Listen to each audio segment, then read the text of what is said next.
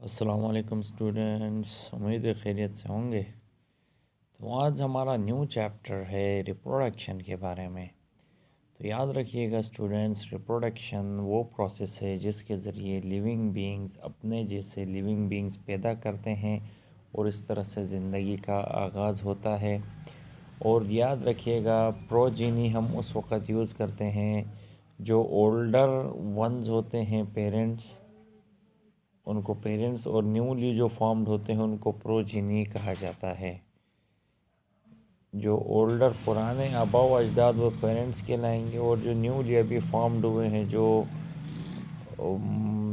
Individuals पैदा हुए हैं, ये प्रोजीनी कहलाएंगे।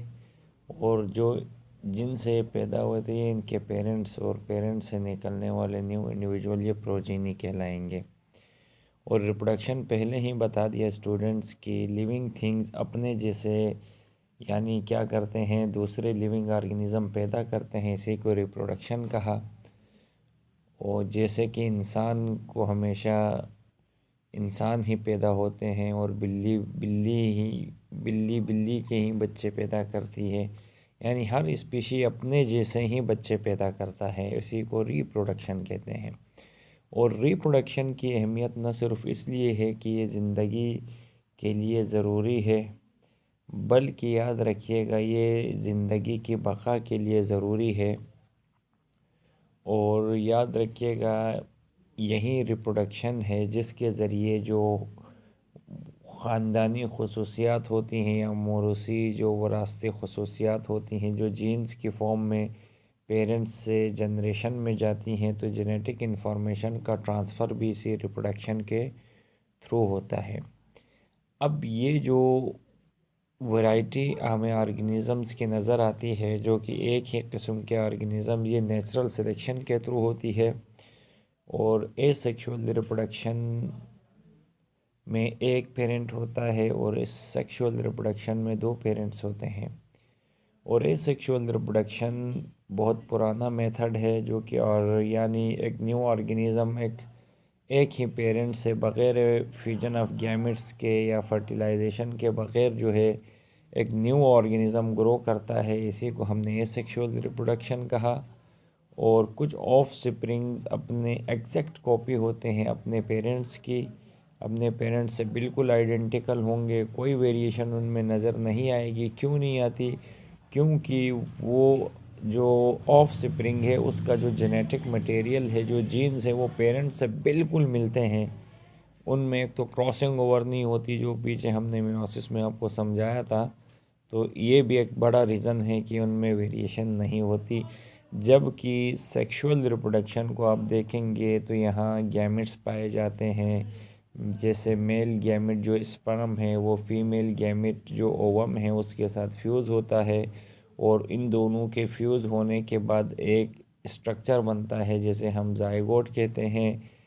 और सेक्सुअल रिप्रोडक्शन में एक तो जीन्स के अंदर बहुत ज़्यादा वैरायटी होती है, और एसेक्सुअल रिप्रोडक्शन में सिंगल पेरेंट यानी अपने आइडेंटिकल जीन्स रखता है, कोई स्पेशल रिप्रोडक्टिव सेल्स नहीं होते इनमें।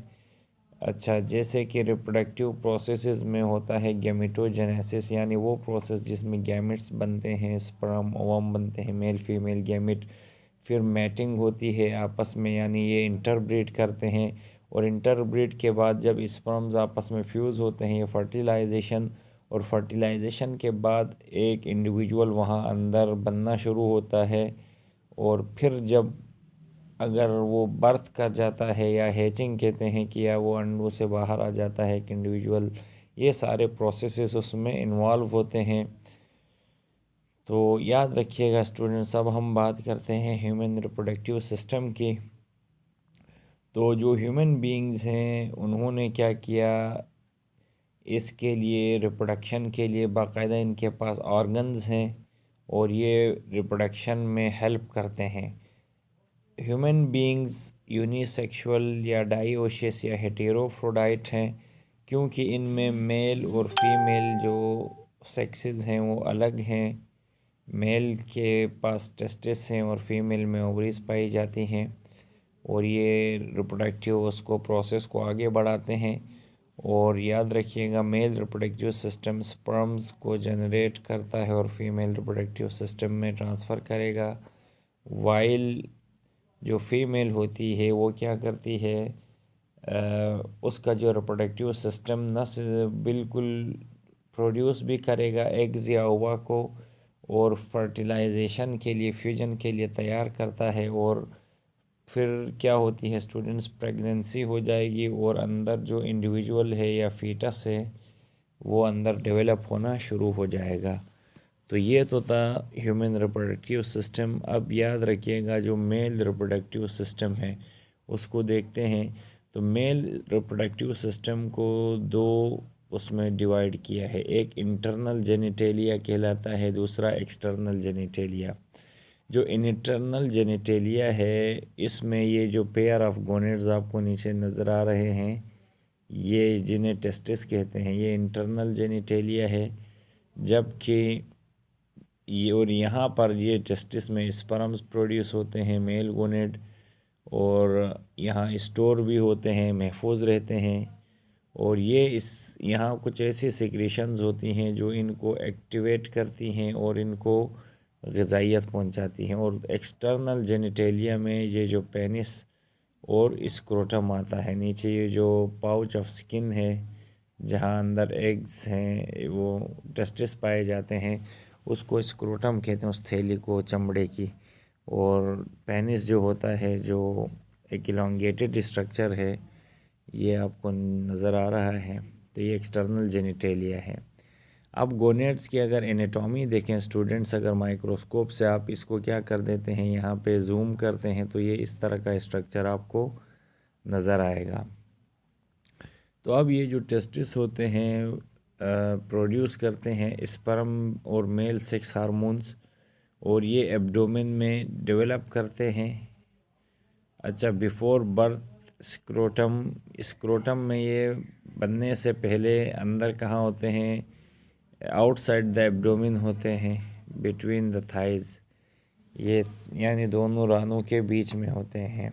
और ये स्पर्म्स क्या होते हैं students, unable to develop at body temperature पे ये डेवलप नहीं होते।